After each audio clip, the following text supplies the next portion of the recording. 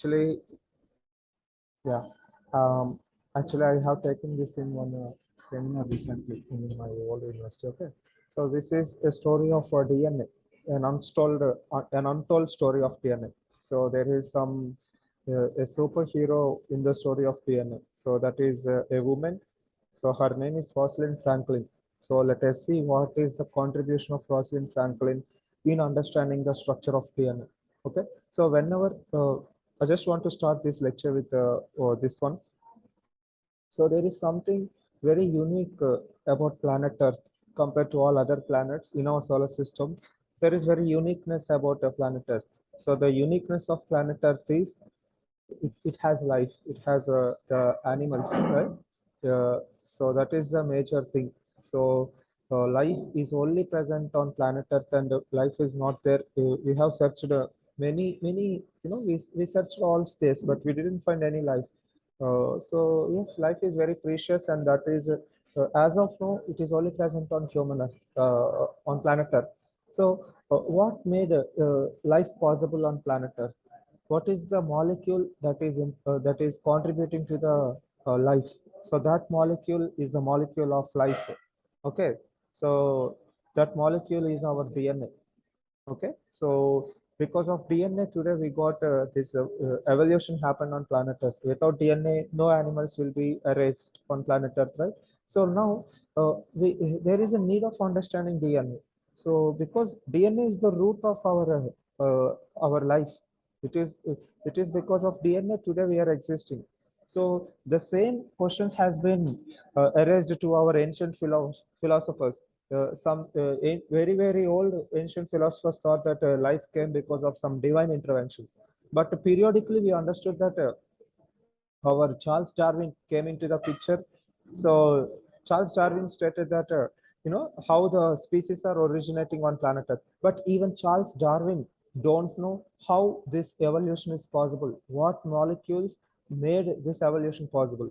Unfortunately, our Charles Darwin died in the dilemma of not knowing the molecule that is responsible for life. So after that, we got another forgotten scientist is Mendele. Mendele has did his very good experimentations on these pea plants. He said that there is something that has the tendency for evolution, but he don't know what exactly is it. And very saddest thing is Mendele Mendele's contributions has never appreciated when he is alive. No one has minded about the scientific experimentations that Mendele doing on pea plants. It is after the death of Mendele, after 100 years after the death of Mendele, we have recognized the contributions that Mendele did in the field of genetics and molecular biology. So very saddest thing. So two scientists has died without understanding the reason that evolution happened, the molecules that responsible for evolution. So slowly we came to know that this Robert Koch, they came and they said that the biogenesis theory, they have nullified abiogenesis theory, and they started understanding that there is something in the cell that is responsible for this evolution to happen, or the cellular speciation or cellular differentiation, all this happening at the level of DNA. Not DNA, they discovered the nucleus. So nucleus became a game changer. We understood that nucleus is responsible for life, but we don't know exactly how what molecules present in that nucleus. So there are many confusions. There are many, the one, the only challenge they have is we need to crack down the reason for life. What is there in the nucleus? So, what molecules present in the nucleus to make it possible, to make the life possible? So this is the challenging question that every scientist is seeking to answer. So the puzzle is to understand what is there inside a nucleus of a cell. It is because of this, today we came to know that it has something called DNA, but previously no one knows what is there in nucleus, and they want to understand the structure of that particular molecule. And that is the experimentations, and that is the quest. So there is a huge, a huge scientific interest is going on to understand the molecule, the molecule of DNA. Okay, so this is what happening. So these are the many scientists. It is not a one day answer to us. it involved tens and twenties of many scientists' involvement is there in understanding this puzzle. Okay, so there are many superheroes like James Hutton, Charles Darwin, Alfred Wallace. Okay, our Charles Lyell.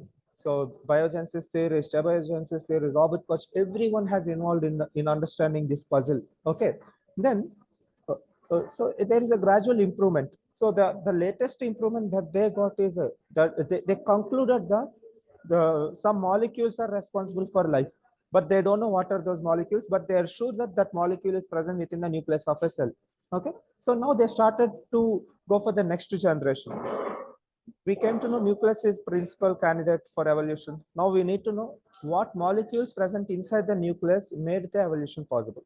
Okay, so that is the next generation question that scientists started asking. So the next generation scientists came by the name of Mendele, Meister, Morgan, Muller. First, they started understanding what biomolecules present in a nucleus. So they understood that nucleus has five types of molecules. It has adenine, guanosine, uracils, cytosine, and sometimes thymine. So we came to understand that we have these five molecules. So now we have even understood the principal molecules within the nucleus. But okay, uh, now we know the blocks of what molecules present in the nucleus, but we don't know how these molecules are arranged. Then we got Chargaff. Chargaff did excellent studies. Chargaff said that always adenine concentration is equal to thymine, and the cytosine concentration is equal to guanine. He said that whenever there are 50 adenine molecules are there, definitely there will be 50 T molecules, okay, thymine molecules. If there are cytosine 50 are there, means 50 guanine are there. So this is called Chargaff roof. Then the number of nucleosides are equivalent to the corresponding base pair A. If the A are there, the corresponding T are similar concentration. Now, but this given as a clue that there is some association between A and T, and there is some association between C and G. So this is one important contribution. So now we know there are 5 molecules or 4 molecules. Okay, that depends upon DNA or RNA, and we came to know that how these molecules are combining, how they are arranging. We understood that A is always binding with T and C is always binding with G. And Barbara McClintock, one of the best scientists alive, she's died now. Barbara McClintock did a contribution in corn field studies. Okay, she did studies on corn, that in a single spindle of a corn there will be some brown or green color seeds. So she understood that some genes have the tendency to jump. So she found this jumping genes. She said it as a jumping genes. Today we understood that jumping genes are because of a shuffling of chromosomes. Okay, very rarely chromosomes will shuffle their entire that limb to the corresponding chromosomes.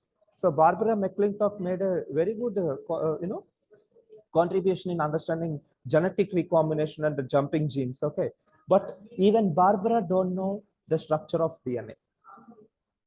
Okay, no, we are trying to understand it, but no one knows exactly what is the exact structure of DNA. Okay, see, but I was really surprised to see that even though the previous scientists don't know the structure of DNA, but their predictions are 100% accurate. Somehow they came to the same conclusion that they understood the properties of DNA even though they don't know the structure of DNA.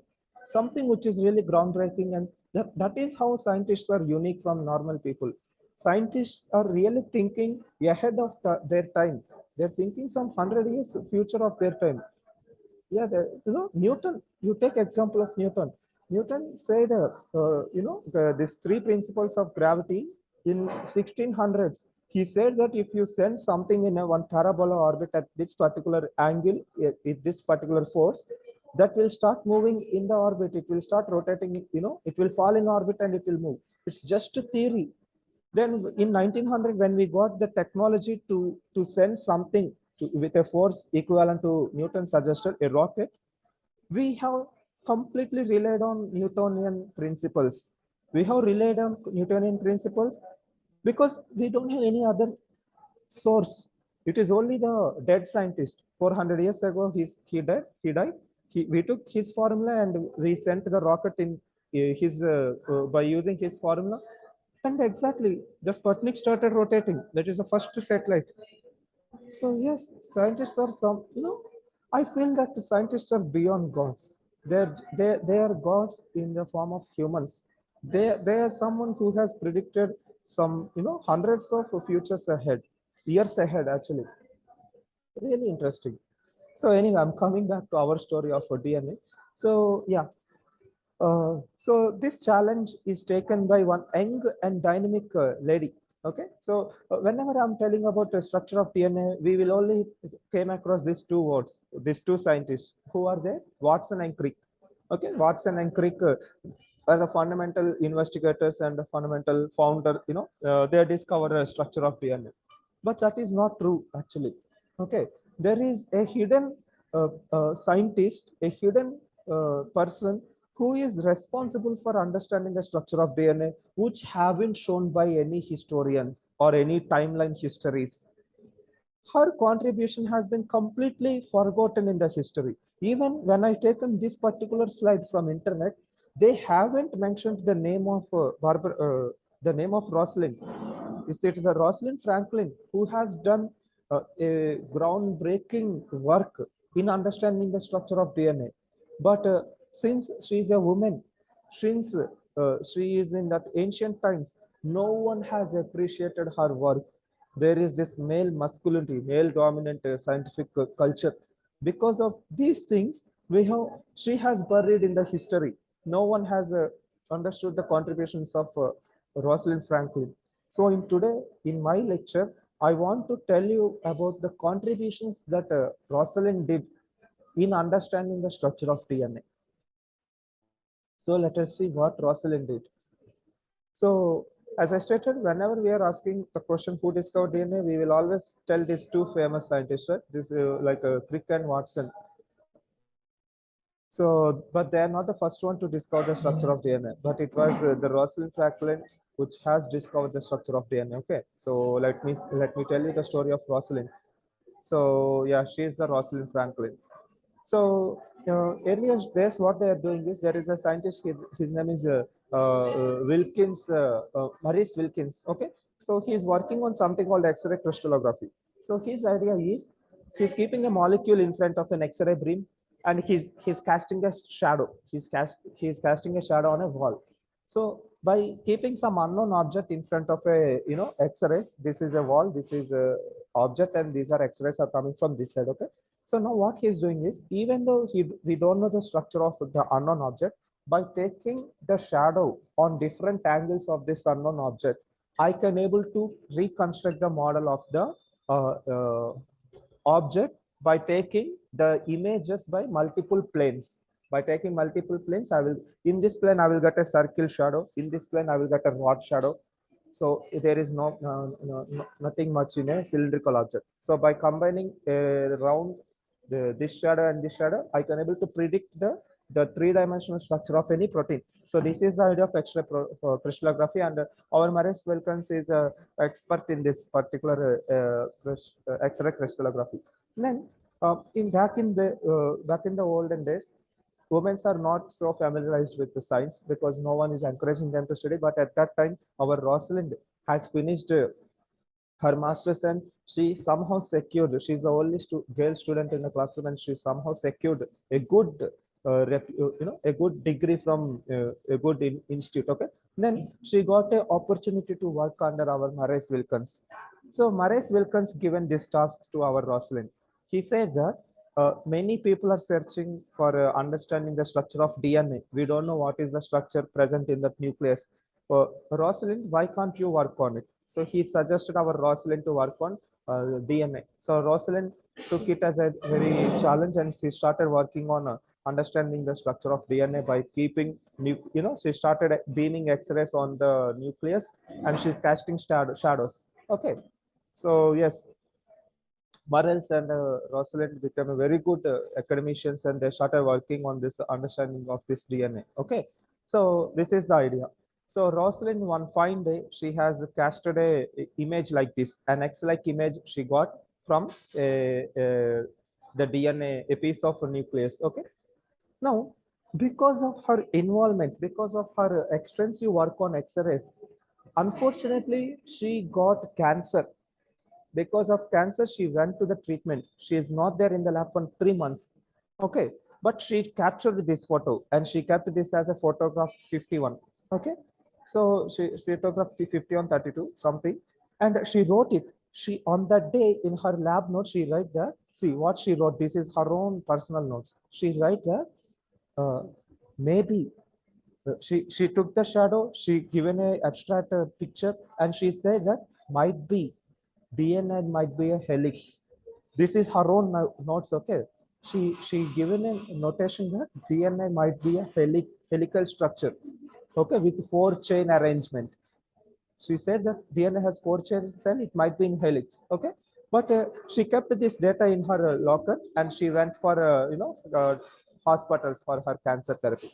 Okay, then so yeah, she has concluded that big helix, this is what she wrote in her notes. She said that big helix in the several chain phosphates on outside, phosphate interhelical bonds disrupted by water, phosphate links available to proteins. That is what she wrote. Okay, this is what the shadow looks like if a helical structure DNA is present. A helical DNA must cast a shadow with X.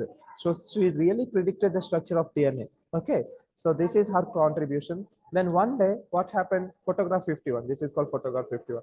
One day, two boys, okay, two boys from Oxford University, they're also working to understand the structure of DNA.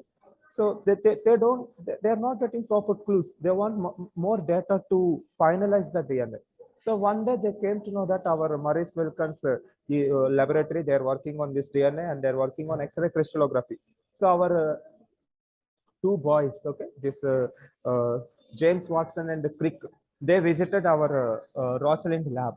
In that Rosalind lab, without the concern, without the permission of Rosalind, Maurice Wilkins shown the picture to the our Watson and Crick. Immediately by seeing this photograph, they understood. So they understood that yes, DNA is helix only. Immediately they went to the lab. Within 3 days, they have given that the structure of DNA. They have plagiarized the work of Rosalind, and they became the global celebrities. Okay, and you know what happened? They received Nobel Prize. They received Nobel Prize for the structure of DNA, for discovering of the structure of DNA. And you know who received the Nobel Prize? The highest honor a scientist can get. It was shared not with Rosalind, but with Maurice Wilkinson's. The Nobel Prize has been shared with Francis Crick, James Watson, and Maurice Wilkinson, but they never mentioned about Rosalind. Actually, it is Rosalind deserves to get Nobel Prize because it is the Rosalind's idea that they hijacked, they plagiarized, and they went for the discovery of DNA, which is really one of the biggest betrayal in the field of science, especially in the understanding of structure of DNA. No one has mentioned about the name of Rosalind. Very saddest thing, actually.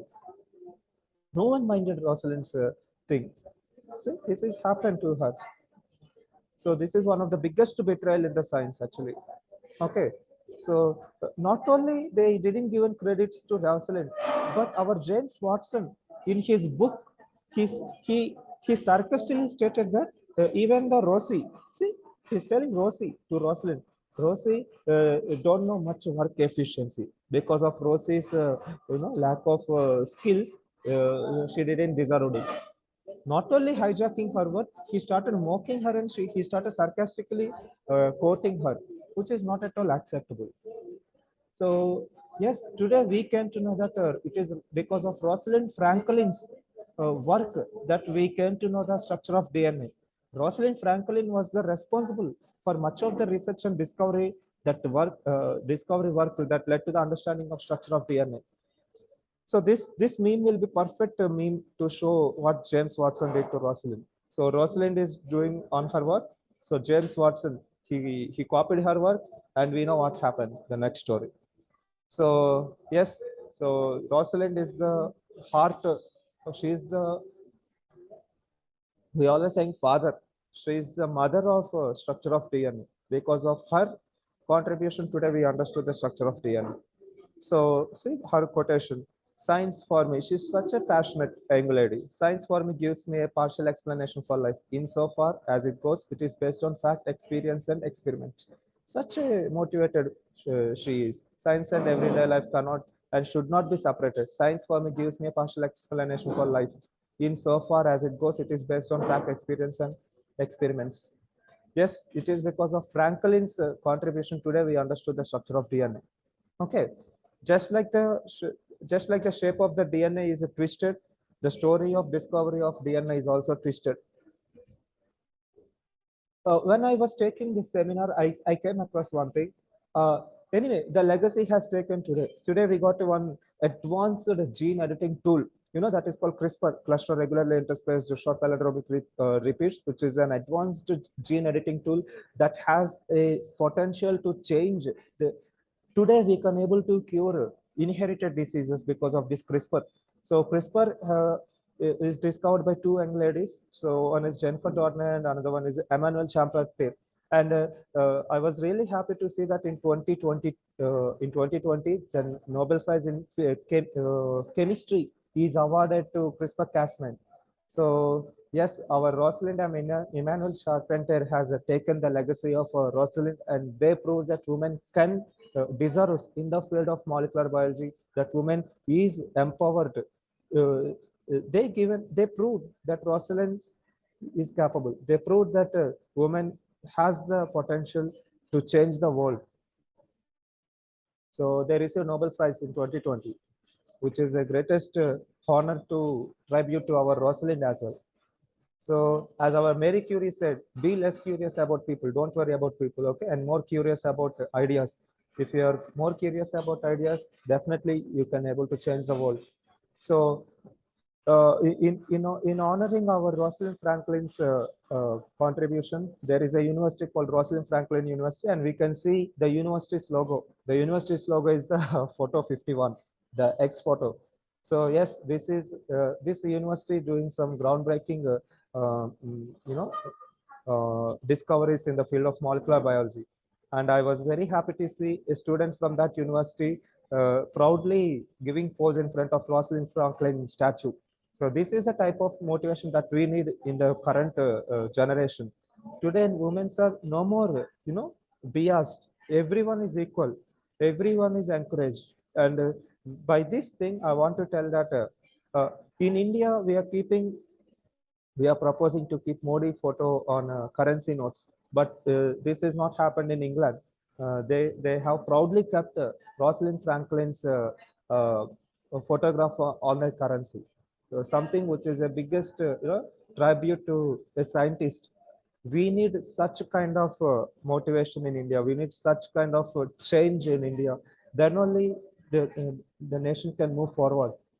So as I stated, everyone saying that Rosalind Franklin is the dark lady.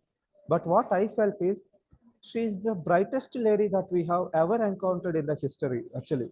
It is because of Rosalind's contribution today we understood the structure of DNA.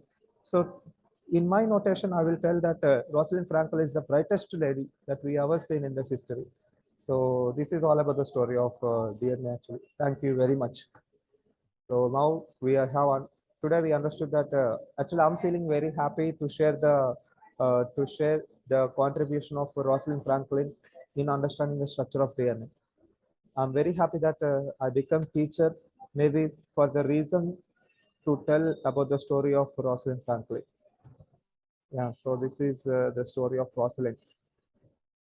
So thank you very much, students. Thank you very much. I think we can end this session, right? Thank you very much. I will share your attendance with Manbir sir. He will update it. Let me take a screenshot of your attendance.